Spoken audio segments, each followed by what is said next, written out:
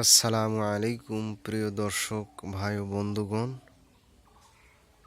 অবশেষে অবশেষে আমাদের মসজিদের ওযুখানার কাজটি সম্পন্ন হয়েছে। এখানে একটা টিউবওয়েল লাগানো হয়েছে এবং একটা টাঙ্কি এবং সাথে 9টা ট্যাপ এবং 9টা অজু করার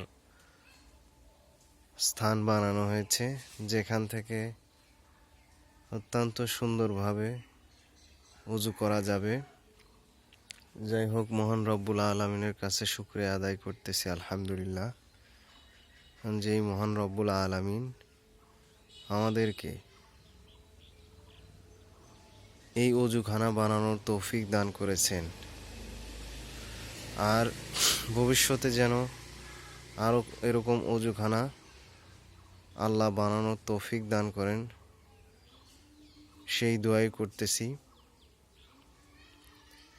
আল হেদায়া নামে একটা সংস্থা আছে, যেটা আরবিয়ান সংস্থা। এই সংস্থাটি